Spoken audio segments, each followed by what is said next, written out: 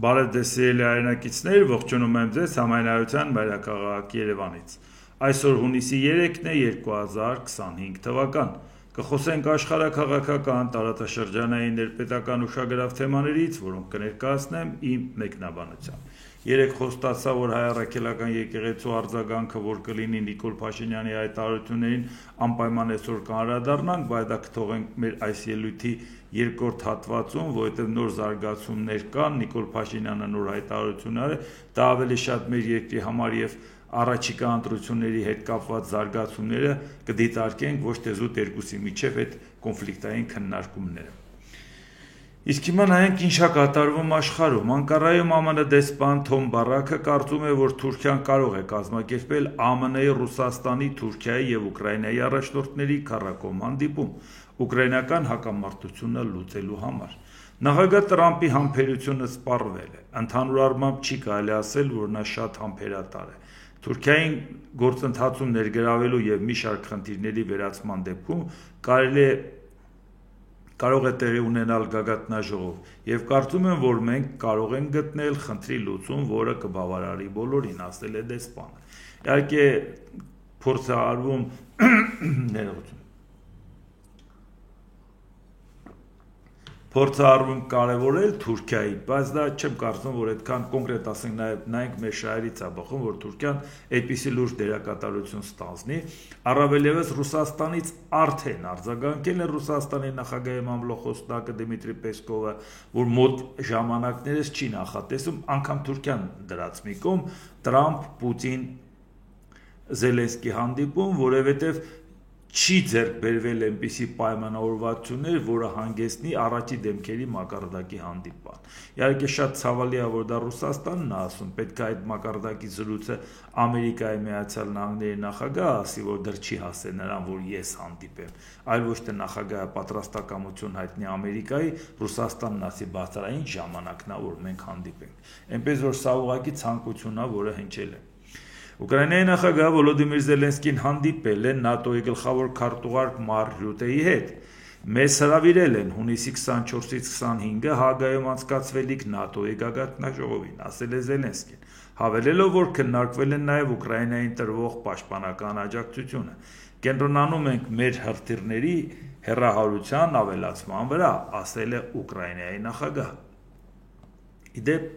Ինչով է սա նաև կարևոր, որովհետև շատերը խոսում են այն մասին, որ Զելենսկուն չեն հրավիրի, հաշվի առնելով, որ Ռուսաստանը ուլտիմատում է ներկայացվել, Ուկրաինան չի կարող լինել ՆԱՏՕ-ի անդամ։ Այսօր մենք շատ ենք խոսել այս թեմաների մասին այս ընթացքում, որ եվրոպական անվտանգության հետ կապված պարտադիր չի խոսքը ՆԱՏՕ-ին վերաբերվի, բայց նույնիսկ սկզբունքային հարց է, որ Ռուսաստանը չկարողանա պարտադրել։ Ես դեմ եմ ու վերջ, եթե ես դեմ եմ, ուրեմն ՆԱՏՕ-ի անդամ չի կարող լինել ոչ մի հետխորհրդային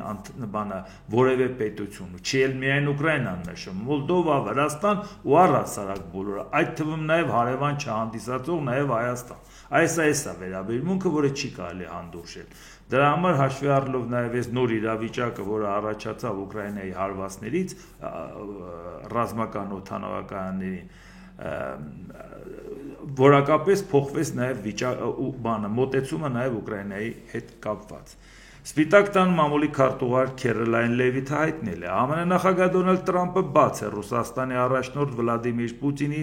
եւ Ուկրաինայի ղեկավար Վոլոդիմիր Զելենսկու հետ հնարավոր հանդիպման համար, սակայն նախընտրում է տեսնել Մոսկվայի եւ Կիևի միջև խաղաղության երկկողմ բանակցություններ։ Վերջապես Այո, թող գնան իրար հետ նստեն, պայմանավորվածություն ձեռք բերեն, երբ որ արդեն կգա հարցը, որպեսի Միացյալ Նահանգները երաշխավոր հանդիսանա, թող գա նստի սեղանի եւ ասի դե հիմա ստորագրեք, ձեր սեղմեք, մենք էլ ողջունենք եւ երաշխավոր հանդիսանանք, ոչ թե նախնական բանակցության պայմանավորվենք։ Բարեբախտաբար գոնե հիմա, որովհետեւ վերջերս քանի անգամ է պատրաստակամություն հայտնել Դոնալդ Տրամփը գնալ հանդիպել եւ մերժում ստացել Ռուսաստանի կողմից։ Գոնե էլի հիմա ասում է, հա, ցանկանում եմ, բայց լավ կլինի, որ դուք իրար հետ նստեք, խոսեք։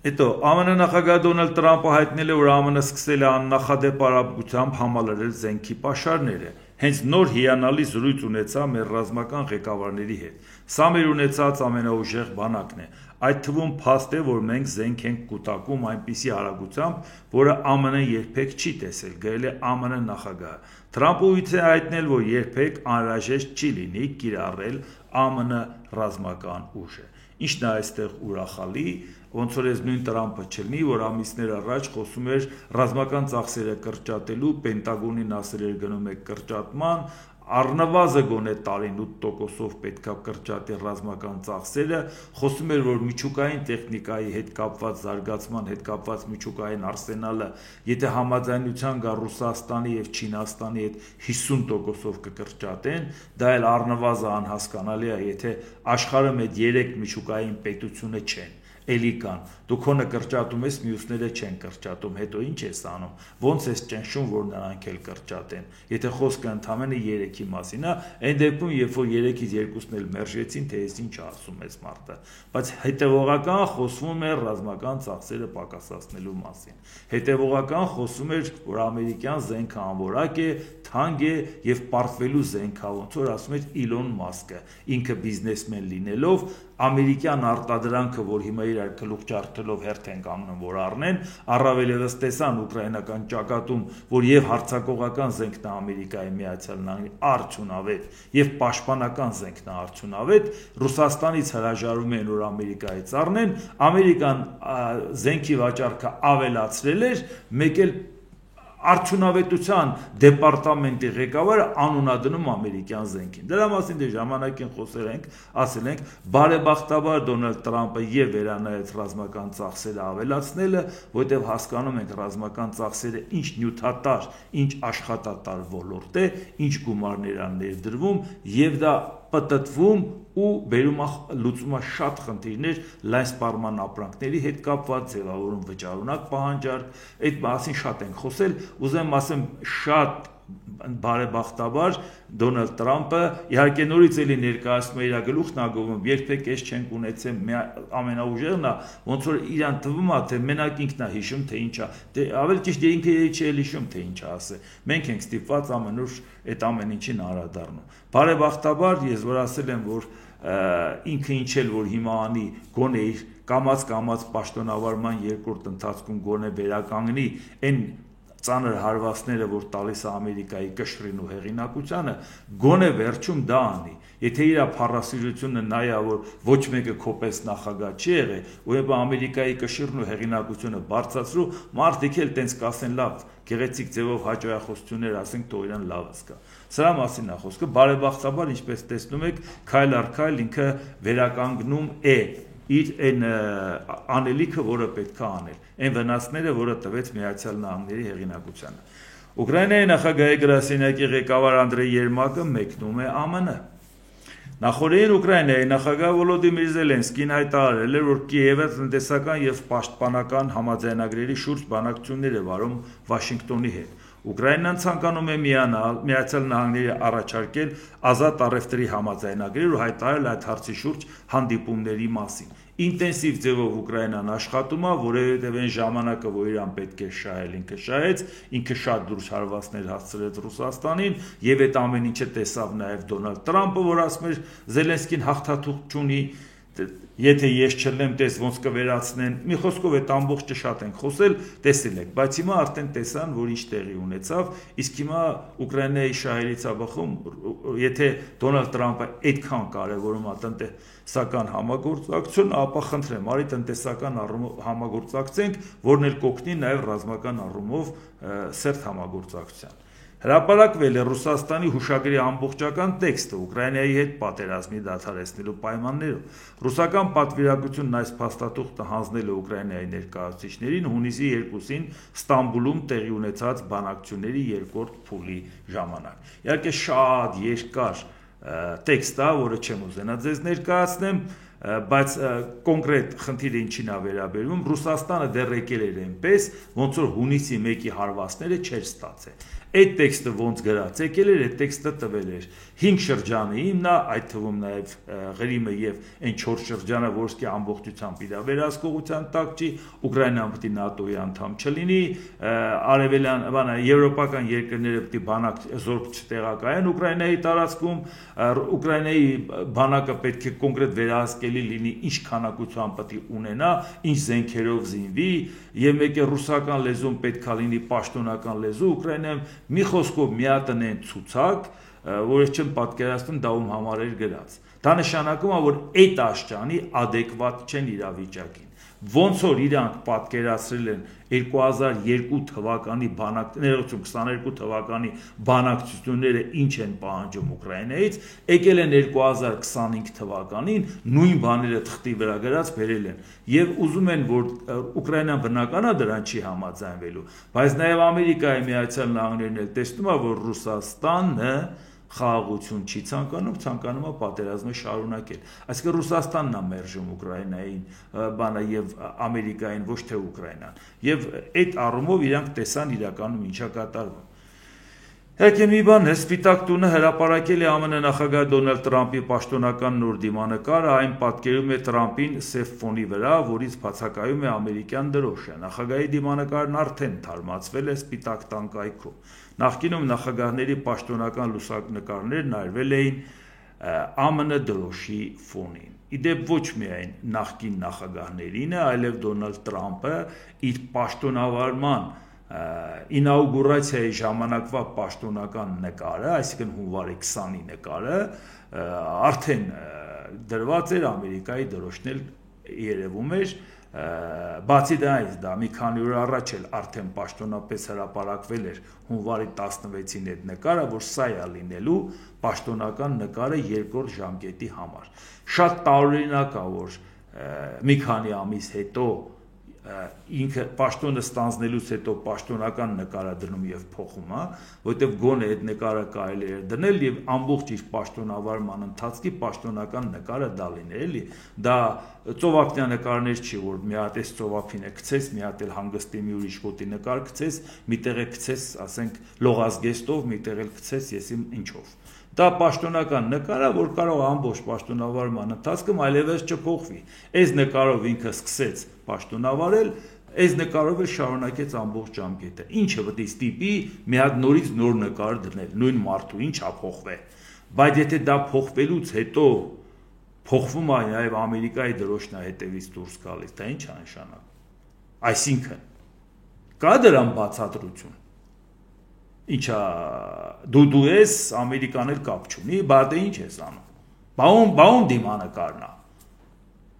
Ամերիկայի Միացյալ Նահանգների պաշտոնական էջում ում դիմանկարն է, եթե Ամերիկայի, այսինքն եթե դա ավանդույթի ուժ է ստացել բոլոր նախագահները դա անում են, նույնիսկ եթե դա տենց չլեր, եթե ինքը պաշտոնավարման հենց նկարը դներ դա առանց հետևը դրոշը երևալու, էլի կարելի էր ասել լավ, դե հիմա այս մի նկարն է սենց է հարմար գտնել, բայց դնես նկար, որի արդյունքում միայն չերևա դրոշը, հանես հետևից դրոշը, հաստատ հարցեր է առաջացնելու, ինչու, բա ինչն է պատճառը, էլի որ թիկունքում այդ Ամերիկայի դրոշը չի, բա ում դրոշն է, եթե Ռուսաստանին նա մուգ ֆոնի տակ իմանան գոնե, մարդկանց ասեք, մարդիկ բայց իմանեց իրավիճակը, որ պետք է հաստատ իմանար, որ Ռուսաստանը լինել չի կարող, էլի։ Ուկրաինայի նախագահ Վոլոդիմիր Զելենսկին Վիլնյուսում Բուխարեստի 9-ակի գաղտնաժողովից հետո տեղի ունեցած մամուլի ասուլիսի ժամանակ հայտարարել է. Ուկրաինան իր գործընկերներից պաշտպանական օգնության նոր փաթեթներ կստանա, նոր դերդրումներ կլինեն նաև ուկրաինական զենքի, մասնավորապես անօդաչու թռչող սարքերի արտադրության մեջ։ Բացի դրանից էլ այն ինչ որ ամսի 1-ին տեղի ունեցավ 2 օր առաջ, հիմա էլ այսօր Ուկրաինայի անվտանգության ծառայությունը հայտնել է, որ իր գործակալները ականապատել են Ղրիմի կամուրջը եւ պայթեցրել դրա հենասյուները, վնասվել է ստորջրյա հենարանները, կամրջի հենարանի վրա ամրացվել է 1100 կիլոգրամ տրոտիլային համարժեքով պայթուցիկ, գործողությունը պատրաստվել է մի քանի ամիս, կառույցը լուրջ վնասվածքներ է ստացել ծովի հատակի հատվածում եւ ճանաչվել վթարային, Ղրիմի կամուրջն օրինական թիրախ է, թշնամին այն օգտագործում է որպես հիմնական լոգիստիկ զարկերակ բանակի մատակարարման համար, Ղրիմը Ուկրաինայի է եւ օկուպացիայի ցանկացած դրսևորում կոշտ պատասխան կստանա, հայտարարել Ուկրաինայի անվտանգության ծառայության ղեկավար Վասիլի Մալյուկը։ Սա արդեն երրորդ դեպքն է, որ Ուկրաինայի Ղրիմի կամուրջը պայթեցնում են, տարբեր չափի վնասներ հասցնում, սա նաև ցույց է տալիս, որ Ռուսաստանը, որի համար շատ սկզբունքային է Ղրիմի կամուրջը, որ անգամ առաջի անգամ, երբ որ հարված հասցրեցին կամուրջին, ինքը ասեց, որ սա արդեն այնպիսի հարված է, որ պատասխան կտանք, պատասխան տվեցին մի քանի հարված իհարկե, բայց խնդիրը որն է, այսինքն դուք նույնիսկ այդ ամսի 1-ից հետո նույնիսկ ձեր մոտ նենց անդերություն է, որ դուք չեք կարողանում մի հատ Ղրիմի կամուրջ պահեք։ Այն որ կարող են 4 օդանավակայան ռազմական դնել դրոններով հարվածներ հասցնել, բացարձակ անդերություն ու ծաղրը ցույց տալու։ Ռուսաստան բերում են նյութերը, տեղում դնում են դրոնը արտադրում, տեղում տեղակայում, ամեն ինչ անում, ամեն ինչը կոդավորում, ստեղծում լրիվ մանրամասը ու հետո օգտագործում տարի ու կես հետո։ Դուք պատկերացնում եք, այսինքն գոնե այդ ուղղություններից որևէ մեկը չի բռնվել։ Ինչ աշճանի Ուկրաինան պետք է իմանա Ռուսաստանում ինչ անտերություն է տիրում, որ այդպիսի գործողություն իրականացնել կատարեր, չէ՞ որ փաստերով ակնհայտ երևում է, որ իրանք գիտեն, որ կարան մտնեն տարած, կարան այս բեռը բարձեն, կարան ստեղ ուղարկեն, կարան մարդ ուղարկեն, տեղում հավաքի, պետք չի մտածել սահմանը դրոնը ոնց անցկացնենք, տեղում ենա կդնենք, կհավաքենք, ամեն ինչ կանենք, ամեն ինչ, հետո կգնանք հերավար կդնենք, դա կօգտագործենք եւ հարված կհասենք։ Ինչ աշճանի պիտի տիրապետեն Ռուսաստանի անտերությանը, որ կարողանան տենց համարձակ քայլ անեն։ Դա հասկանում եք, որ բառից բուն իմաստով ծաղր է, որ ժողովուրդ ջան, մենք ոնց կուզենանք, մի հոգի չի կարծում են, չէ՞ որ կարող է մի հոգի բռնվել, այդ ամբողջ օպերացիան բացահայտվեր։ Բայց իրանք գիտեին, որ իրանք հանգիստ այդ օպերացիան անելու են, որտեղ ով պետք է բացահայտի, փողը որ տան ռուսները իա, գախների վրա կդնեն այդ ավտոն, այդ մեքենան ինչի մասին է խոսքը, փողը տվել այլ նա որևէ մեկը կմտածի, որ այնտեղ կարող է մի հատ նայի թե ներսում ինչ են անում, ինչ ուզում են անեն, փողը տալիս են ամեն ինչ էլ կարան անեն, սա Ռուսաստանն է եւ վերջ։ Եվ այդ աշճանի տիրապետում են դրան։ Եվ հետո մի բան էլ նայեք, հիմա մի քանի ամիս առաջ էլ մի քանի ամիս էլ պլանավորել են այս գործողությունը, կամուրջին հարված հասցնելը, տարուիկես էլ արել են մյուս գործողությունը։ Իսկ այդ ընթացքում Ուկրաինան բանակցում էր Ռուսաստանի հետ պատերազմը դադարեցնելու համար։ Եթե Ռուսաստանը պատերազմը դադարեցներ առաջի իսկ բանակցության ժամանակ, եթե պատերազմը դադարեցվեր հենց Դոնալդ Տրամփի միջնորդության ժամանակ, որ ասեց պատերազմը պիտի դադարեցվի, Ռուսաստանը համաձայնվեր, Ուկրաինան համաձայն էր։ Պարզա չէ, որ այս օդանավակայանները չէին պայթելու, Ղրիմի կամուրջն էլ չէր պայթելու։ Այսինքն այդ օպերացիան, որոնք իրանք նախաձեռնել էին, պատրաստել էին, դա կլներ միայն այն դեպքում, երբ որ պատերազմը շարունակվեր։ Այսինքն նշանակում է Ուկրաինան հետևողականորեն իր քայլերն արել է եւ սկսել բանակցել։ Կբանակցենք, պատերազմը կդադարի, չենք պայթեցնի։ Ոնց կարող է պատահի զինադադարներ, որ իրանք պայթեցնեին։ Պարզա չէ, որ չէր լինելու դա։ Բայց նաև դա ցույց տվեց, որ երբ որ կանչում էին Սպիտակ տանը եւ Դոնալդ Տրամփը կանչում էր եւ մի քանի հոգով հարձակվում էին Զելենսկու վրա, որ դու պետք է զիջես, դու հաղթատուկ չունես, դու էս, այդ ամեն ինչը բոլորը տեսել եք, շատ լավ գիտեք։ Այն մարդն էլ իր անելիքը գիտեր, նա ասում էր իմ հողը չեմ հանձնելու, մոռացեք, ես տենց դուք չեմ ստորագրի եւ հրաժարվեմ իմ տարածքից, չի լինելու դա։ Եթե կռվում ենք, ուրեմն կռվում ենք։ Իսկ այսօր արդեն Ամերիկայի Իլոն Մասկը անգամ խոստովանում է, որ ապագան դրոններինն է։ Բա անուն էիք դնում այդ մարդկանց։ Իսկ իրանք արտադրությունը հասցրել ենք արդեն 10 միլիոնի մի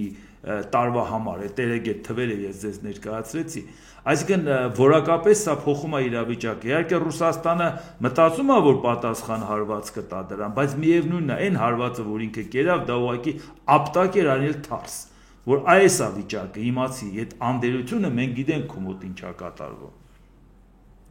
Ռուսաստանի անվտանգության խորհրդի փոխնախագահ Դմիտրի Մեդվեդևը հունիսի 1-ին Ուկրաինայի զինված ուժերի կողմից ռուսական ավիաբազաները դրոններով գրոհելու ֆոնին հայտարարել է. բոլոր նրան ովքեր անհանգստանում են եւ սպասում են հատուցման, անհանգստանալ պետք է։ Դա հատուկ է նորմալ մարդուն։ Հատուցումն անխուսափելի է, ամեն ինչ պետք է պայթի, անպայման կպայթի, իսկ նրանք, ովքեր պետք է կործանվեն, կանհետանան։ Այսինքն սա խոսում է նրա մասին, որ իրանք պատրաստվում են նորից շարունակել այդ գիծը, դե որ խփել ես, հիմա էլ մենք պատասխան կտանք։ Պատասխան կտաս, պատասխանը կստանաս։ Եվրոպայի համար սա խոշոր հաղթաթուղթ էր, որ եկեք օգնենք Ուկրաինային եւ Ուկրաինան համառորեն կանգնած է եւ պաշտպանում է իր հողը։ Ուշադրություն, այդ ռազմական օպերացիաները, որը Ղրիմի կամուրջ եւ օդանավակայանների պայթեցումները հոշարքային ժողովուրդը Ուկրաինայի չգիտեր, բայց ինքը պատրաստ էր, չէ՞ կռվի։ Ինքը պատրաստ էր ոչ միայն ռուսական ճնշմանը դիմակայել, պատրաստ էր անգամ Միացյալ Նահանգների ճնշմանը դիմակայել։ Կանգնեցին չէ այդ մարդիկ, չգիտեին չէ իրաց նախագահն ինչ է անում, բայց կանգնեցին, ասին թիկունքիդ կանգնած են։ Այսպես է վարվում։ Այսօր նոր ինքը իմացավ իր նախագահան, տարուկես կարող էր հանգիստ ինչ-որ բան պլանավորել, հարմար պահի դա աներ, բայց իրանք ոչ չգիտեին դա։ Այս է հարցը, այսպես են պետություն ղեկավարում եւ ասում են մի միլիմետր հողն անգամ մեր հողնա չենք տալու։ Կռվելու ենք, զոհվելու ենք, ինչ ենք անելու, չենք անելու։ Հաշտվեք այդ մտքի հետ։ Սրա մասին ենք խոսում, որ մենք պետք է նայենք նոր աշխարհակարգը ինչ տես պետք է ունենա։ Ում դիրքից ենք մենք աշխարհ, ագրեսորը պետք է պատժվի ի վերջո, թե չէ։ Իսկ հետո մեր այն մյուս թեժ կետի հետ կապված է ԱՄՆ նախագահ Դոնալդ Տրամփը պնդում է, որ ԱՄՆ-ն թույլ չի տա Իրանին հարստացնել ուրանը միջուկային գործարքի շրջանակներում։ Մենք պոտենցիալ համաձայնագրի համաձայն մենք թույլ չենք տա ուրանի հարստացում, գրել է Տրամփը։ Իհարկե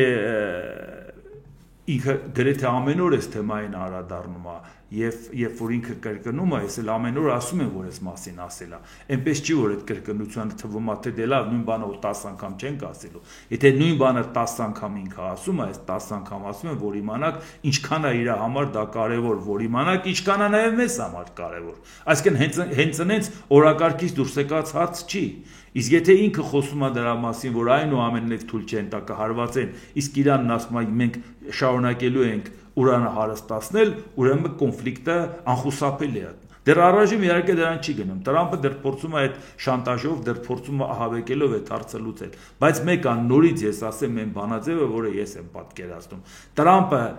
զիջեց հաղթանակ տարավ Իրանը մեզ համար վտանգավոր է, որովհետև ինքը տարածաշրջանում այլ ձևի Իրան կպահի, Տրամփը հարված հասցրեց, պարտություն կրեց Իրանը, մեզ համար նույնպես վտանգավոր է։ Մենք ունենք մի խնդիր, համաձայնություն կգաք հավասարը հավասարի գործընկերային, հաշվի կառնեք, որ Ամերիկան էլ Իրանին հավասար չէ, ավելի ազդեցիկ պետություն է,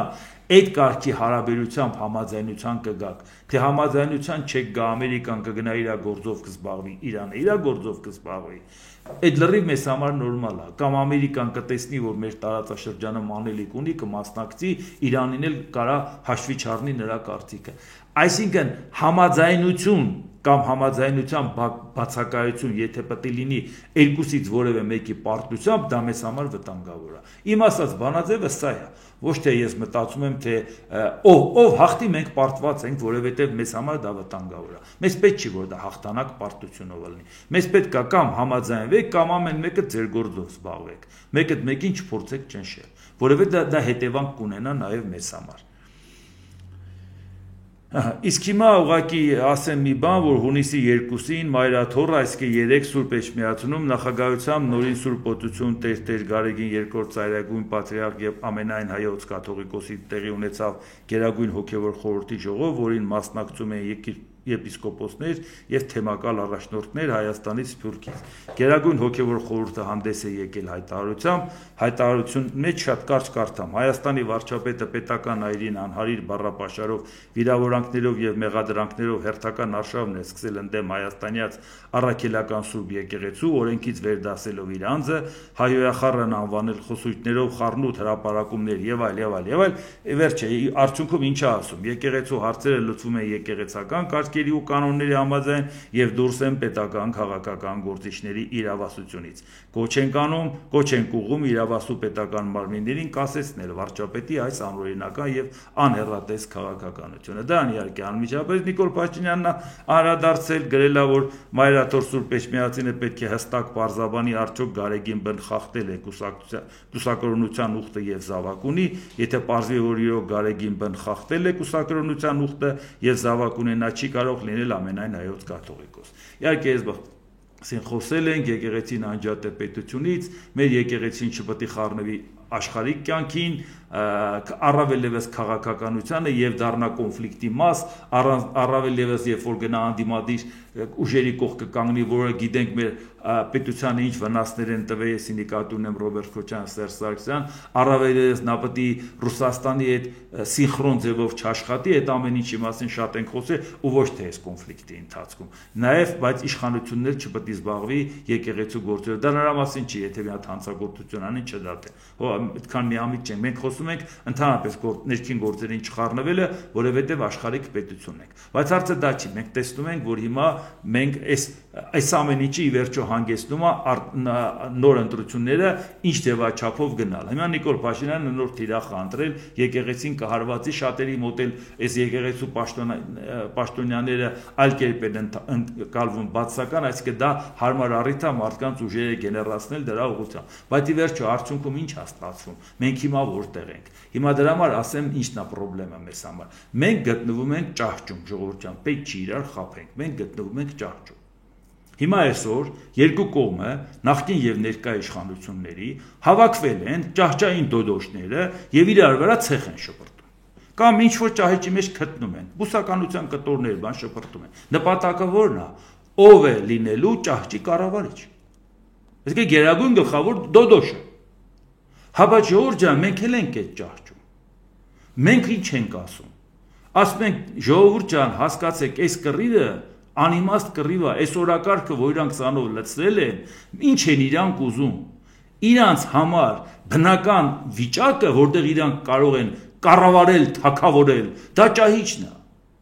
Բայց դուք ուզում եք ճահիճ լինի, ու պետք չի ասել Ժողովուրդ ջան, բայց չենք կարող գտնել մի հատ ազնիվ դոդոշ, որ ժողովրդի մասին մտածի ու այս ճահիճը կառավարի, վերջապես պրծնենք այս նախկիններից եւ ներկաներից։ Ժողովուրդ ջան, իմ ասածը եւ իմ նման շատերի ասածը նա է, որ մենք պետքա ոչ թե մտածենք ազնիվ ժողովրդի շահերի մասին մտածող դոդոշ ընտրենք, որ այս ճահիճը կառավարի, այլ նորմալ թիմ ընտրենք, որպեսզի այդ թիմը գաղափարական իրատեսական ծրագրով այս ճահիճը դարձնի պարտեզ։ Մեր նպատակը դա պետք է լինի։ Առավոտից իրիկու ես որ մտածում եմ, եթե մեր երկիրը արդեն կլինի այդպիսի թիմ, այդպիսի նպատակներ, մեր հասարակությունն էլ այդպես կմտածի, որ ինչ է ինքը ուզում, ոչ թե զզվել է այս դոդոշներից, ուզում է մի հատ ուրիշ դոդոշ բերի, նորություն բերի, այլ ինքը իմանա, որ իր ուզածը ինչ է։ Ինքը իմանա, որ ինչ է ինքը ուզում, որ ըստ դրա ընտրի այդ մարդկանց, ովքեր այդ խնդիրները լուծելու են։ Թե չէ եթե որևէ մեկն ասում է, օրինակ ես ձեզ վստահում եմ, կուզենամ դուք ելնեք, ասում եմ Ժողովուրդ ջան, բայց ես ոչ մի փորձ չունեմ ճահիճ կառավարելու։ Ես չեմ կարող։ Ես կարող եմ պատմական փորձով, մեր երկրի անցյալով, աշխարհի լավ օրինակները բերենք, համադրենք, կյանքի դասերից ու փորձերից դնենք, մի հատ նորմալ ձևով մտածենք այս երկիրը ինչպես կարա շատ հանգիստ զարգանա այսպիսի ինտելեկտուալ ժողովրդի պայմաններում։ Այդ կարելի է մտածել անել, բայց այն ինչ որ դուք խոսում եք, որ բալա մի հատ ազնիվ դոդոշ չենք կարա ընտրենք, չէ Ժողովուրդ ջան, այդ ուրիշ տեղ մանեք եք։ Դրա համար իմ ասածը որն է, երբ որ ես այդքան կարևորում եմ մեր հասարակության վերաբերմունքը, որ գաղափարակային արժե համակարգային, որտեղ այդ պարագայում ով էլ հաղթի, մենք հաղթած ենք։ Իսկ այս պարագայում որ կողմն էլ հաղթի, մենք պարտված ենք, Ժողովուրդ ջան։ Մենք գտնվում ենք այդտեղ։ Երկու կողմից ով էլ հաղթի, մենք ո՞նց ենք հաղթելու։ Եթե մենք իրանց թիմից չենք։ Այո, մենք էլ ենք գտնվում այդ ճահճի մեջ, այդ գարշահոտությունը մենք էլ ենք զգում։ Ամեն օր մենք էլ ենք շփվում։ Ու չեմ կարող ես նաև մեղադրեն մարդկանց, ովքեր դրանից թողնում են ու գնում են այդ ճահիճից դուրս են գալ։ Մեր նպատակը չի ճահիճից դուրս գալ, մեր նպատակն է ճահիճը չորացնել, ճահիճը դարձնել պարտեզ, ոչ թե կամ թեկուզ ճահիճից դուրս գամ մի հատ կարգի բերենք, ներսում միևնույնն է, խնդիրը դա է, որովհետև շատերը իսկապես ամեն մեկը չի կարող ասենք այս վիճ, ամեն մեկին ինչ որ մի բանն է ստիպել երկրից գնալու համար։ Այսօր Հայաստանում եկել է այնպիսի վիճակ, որ շատերը ապրում են նրա համար, որ հանկարծ եթե մեռնեն, թաղման ծախսերն այնքան է, չեն ուզում երեխաների վզին այդպիսի բեռ դնեն։ Ոչ էլ գնան բժշկի մեծ ծախսերը դնեն երեխայի վզին բեռ։ Այդ դրա համար ստիպված ապրում են։ Այն հին ասածի նման ամեն մեռնողի երանի տալով։ Այսօրն ենք ընկե ժողովուրդ։ Մենք սա չենք ուզում մի հատ հասկանանք ինչա կատարվում։ Դրա համար իմ ասածը սա է։ Դրա համար ես որ ամենամեծ կարևորությունը համարում եմ նա, որ մեր հասարակությունը ի վերջո իմանա ինչ է ուզում, իրար հետ հասկանանք մենք ինչ ենք ուզում, նոր մտածենք, ում ընտրես, ինչ ձևաչափ ընտրես, ինչ ձևով անես։ Ես շատ ավելի կարևոր եմ համարում նա, որ հասարակության հետ մենք իրար հետ աշխատենք եւ իմանանք ինչ արվում, քան նա, որ ասեն գիտես ինչ, ես եմ ուզում կամ նա է ուզում, առավել եւս որ ես միայն ասել եմ այն դեպքում ես այդ ամեն ինչի մեջ մտնելու ցանկությունը առաջացել է ձեր պահանջից որ շատ դեպքերում ասում են լավ հասկացանք այդ ընդունում ենք մենք ամեն օր լսում ենք եւ ուրախ ենք շատ կարեւոր բաներից եք խոսում բայց մենք ուզում ենք այնպես վիճակա որ սեն չի կարելի սրանց հույսին թողել պետք է քայլեր անել այո այդ քայլերն էլ կարվեն արվում են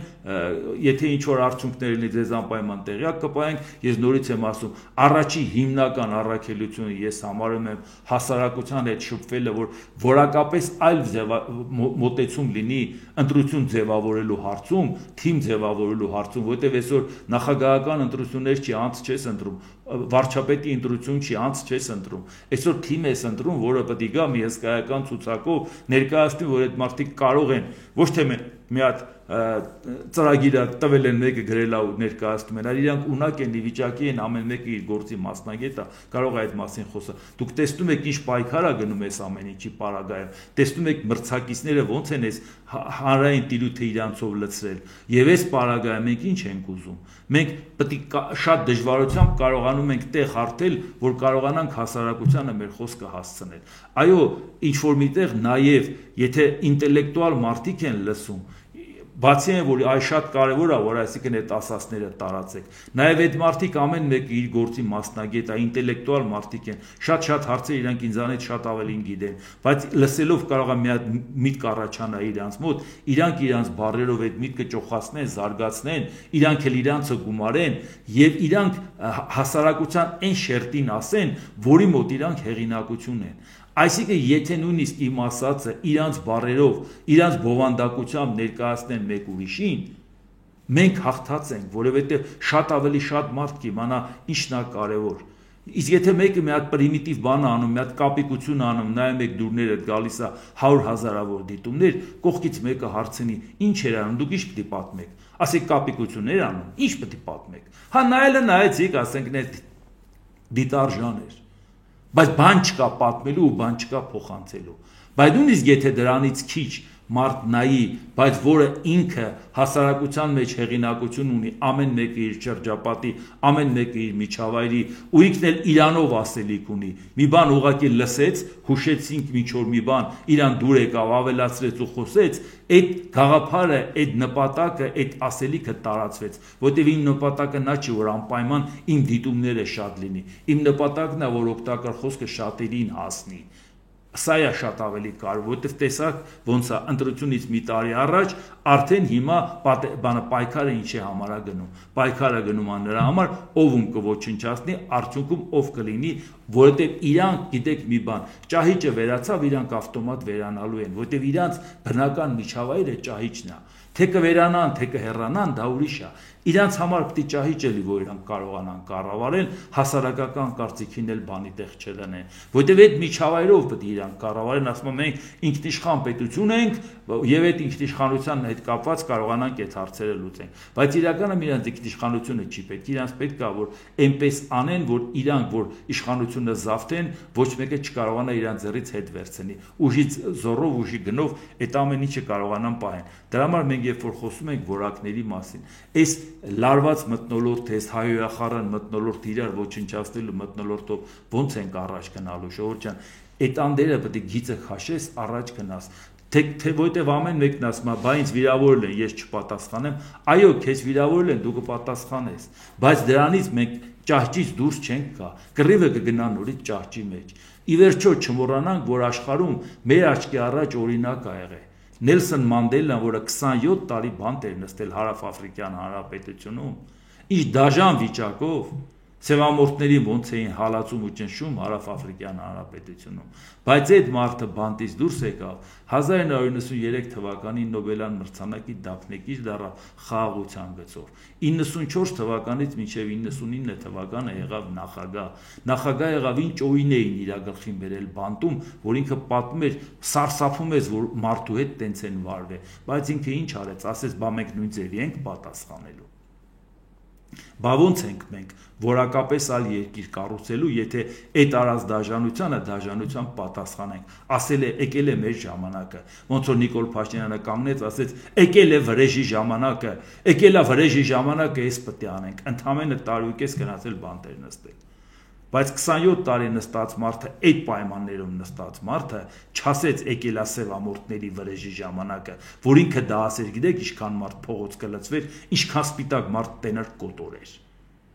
բայց ասեց ինձանով գիծը քաշենք, այդ ձևի իմաստնությամբ մարդիկ են երկիր կառավարում, ու ղեկավարում ու օրինակ ծառայում, այդ ձևի է, որ ու պատահական չի, որ ընդհանրապես վերջերս էր, չէ, Դոնալդ Տրամպը, որ ընդունել էր Հարավաֆրիկյան Հանրապետության նախագահին, Սիրիլ Ռամաֆոսային, ասում է, բա գիտեք, ձեր մոտ սպիտակներին ճնշում են։ Այդ տնաշեն լամիատ հետ գնատես սպիտակները ինչ էին դնում սևերի գլխին։ Դա նշանակում է, որ Նելսոն Մանդելայից հետո դեռ էլի եկել է մի այնպիսի վիճակ, որ էլի սենց իրար ոչնչացնելու գաղափարը այնուամենայնիվ ծիլեր է տալիս։ Բայց դա օրինակ է, չէ՞։ Ես որ խոսում եմ, ես ասում եմ, ձեզ չթվա թե դժվարություններն ու այդ ամեն ինչը չենք տեսնում։ Ինձ համար անընդունելի է, ինձ համար անընդունելի է, որ ցանկացած գնով գալ իշխանության, եթե ցանկացած գնով պետք է գաս։ Ասում են, դե նորմալ տարբերակները չի անցնում, պարոն Անտինա։ Եթե նորմալ տարբերակը չի, աննորմալ տարբերակով գալու դեպքում իմ ու նրա տարբերությունը որն է, բան չի եք ուզում ես ելնեմ։ Մի դեպքում կարող է ուսենակ, եթե դուք որակը կարևոր եք։ Ես էլ ասեմ, ժողովուրդ ջան, սա մենակի գործ չի, եկեք միասին միանանք, ուժի կենտրոն ստեղծենք, հետո գնանք բանակցային սեղանին, իմ նման մտածող մարդկանց հետ կողքի նստենք, ասենք այս քու ցուցակը, այս իմ ցուցակը, այս մյուս բանը, այս հարցը ես կլուծեմ, այս YouTube-յան ալիքով ես այս խնդիրները կանեմ, ես կանեմ, միանանք, մեկին օգնենք կամ մեկը օգնի, գնանք այդ խնդիրները լուծենք, բայց որակի համար միանանք։ Եթե մենք պետք է անորակ դառնանք, որ կարողանանք զորբայությամբ հաղթենք, այդ դեպքում տարբերությունը ո՞րն է։ Այսինքն ձեր ասածը ո՞րն է։ Մեկին ընտրեք, դարձնեք դոդոշ։ Իմաստը։ Դրա համար սա չափազանց կարևոր է, ու ես այդ առումով բոլոր բաները անկախ նայած ում դուր կգա, ում դուր չի գա, ես սկզբունքորեն ինձ համար կա կարմիր գիծ, այո ինձ համար կա նաև կարմիր գիծ ընտանիք չմտնելը, ինձ համար կա կարմիր գիծ իշխանության ընտանիք չմտնելը, նույնիսկ եթե իրանք սխալներ թույլ են տալի։ Դա եղել է այդպես եւ Լևոն Տեր-Պետրոսյանի ժամանակ, եւ Ռոբերտ Քոչարյանի, եւ Սերժ Սարգսյանի ժամանակ։ Ինձ համար դա եղել է անընդունելի բան։ Եթե որևէ քաղաքական գործիչ ասել է, պետք է տանեն Չաուշեսկուի նման պատիտակ գնդակահարեն, դա ինձ համար անընդունել է քաղաքական մարդը հայ կնոջը պատիտակ գնդակահարը չպետք է ասի։ Ու պետք չի ասել, գիտեք ինչ, եթե դուք տենց ասեք, նշանակում է այսօր վարչապետի կնոջն եք պաշտպանում։ Եթե դուք 20 տարվա իմ հայտարարությունների, ելույթների, հարցազրույցների մեջ մի հատ նախադասություն կգտնեք, որ ես մտածել եմ, որ կարելի է Լևոն Տեր-Պետրոսյանի, Ռոբերտ Քոչարյանի կամ Սերժ Սարգսյանի Չաուշեսկուի օրը գցել, այդ դեպքում ասեք, բա սկզբունքդ որտեղ մնաց։ Նրանց ուզում էի Չաուշեսկուի օրը գցես, այս մեկին չես ուզում, կարող է պաշտպանում ես։ Չէ, ժողովուրդ ջան, ինձ համար սկզբունքը նա է, Չաուշեսկուի օրինակը օրինակ չի, ժողովուրդ ջան, Հաշտվեք այդ մտքի հետ։ Եթե դուք այդպես եք պատկերացնում ու մի արդարացրեք, ասեք, բա գիտեք, նրա ամուսինը այսքան հազարի գլուխը կերավ, մենք էլ էս ենք ասում, դա օրինակ չի, ժողովուրդ ջան։ Այն դեպքում առավել եւս, երբ որ ես հո գիտեմ Չաուշեսկուի օրինակը նաեւ ինչա, բացի է, որ ինքը դաշան ղեկավար ա եղել, դա էլ դնենք մի կողմ։ Վերջի շրջանում ինչ արեցին։ Վերջի շրջանում Չաուշեսկուի հետ կապված առիթ ունեցել եմ նաև Բուխարեստում տեսել եմ նաև այն պատշգամբը, որտեղից ինքը ելույթ էր ունենում եւ որտեղ էին մարդկանց գնդակահարել այդ հավաքի ժամանակ, որ դրեցին գնդակարեցին, որ արդյունքում դա էլ բերեց իշխանափոխության։ Ի վերջո, հա, բացի այդ բոլոր դաժանությունները, ոնց խելքը կերան ներքին պալատական հեղաշրջում արեցին, ոնց ասեցին ժողովուրդը քո թիկունքին կանգնած է, ոգևորեցին, հանեցին պատշգամբ, ինքը ելույթ ունեցավ, դրեցին, կրակեցին, որ ատելություն առաջացնեն ժողովրդի մոտ, այդ անգամ ձեռները արունոտ անեն, հերթական այս գործով տակ-տակ հետքերով տանեն պատիտակ գնդակահարեն, որպեսզի ինքը դատի ժամանակ չխոսի ու բաներ չպատմի, որովհետև ներսից իշխանությունը վերցնող հեղաշրջում անողները միայն իշխանությունը կարող են այդպես վերցնել, որ ասեին այս արյունարբու մարդուն պատիտակ գնդակահարեցինք, ուրեմն մենք պետք է գանք։ Ժողովուրդ ջան, եկողները Չաուշեսկուից լավը չէին, այ ինքը վատն էր, բայց եկողները գիտենք ոնց են եկել։ Ձեզ սենց որ սենց գեղեցիկ ներկայացնում են, այ վատ էին վարվել տարան պատիտակ խփեցին, իսկ ով արեց դա։ Ով հատուկ մարդ սպանել տվեց, որ այդ դնի ձեռքերի վրա, այդ արունը, այդ պահին դնի, որպեսզի այդ առիթն օգտագործի իշխանությունը Ռումինիայում վերցնի։ Դե դրա մասին էլ մտածեք։ Դրա համար իմ պատկերացրածը դա է, ժողովուրդ ջան։ Ցանկացած պարագայում, եթե դուք գտնում եք, որ այս բանը բանավոր արեց, բա մենք դրա պատասխանը չտանք, չէ, ժողովուրդ ջան։ Ես ժամանակին ասել եմ, ու այս առիթներով չեմ ասել, որ իմ պատկերացրածը դա Բուլատ Շալվովիչ Ագուջավայի ասած հայտնի խոսքերն է, որը ինձ վրա շատ մեծ տպավորություն ա թողել։ Թողել ա, որտեղ ես այդպես էի մտածում, եթե այդպես չմտածեի, տպավորություն չեմ թողում։ Ես անգամ ռուսներին էլ էի ասում, Մոսկվայում ապրած մարդը Ագուջավան, որը ձեզ համար կինը դա բաբա է, էլի, բայց ինքը ասում էր ձերը մեծություն կին, վаше величество женщина, որովհետև իր հայրը վրացի էր, իր մայրը հայուհի։ Այդ դաստիարակությունն էր ինքը ստացել եւ ինքը չէր ասում ձերը մեծություն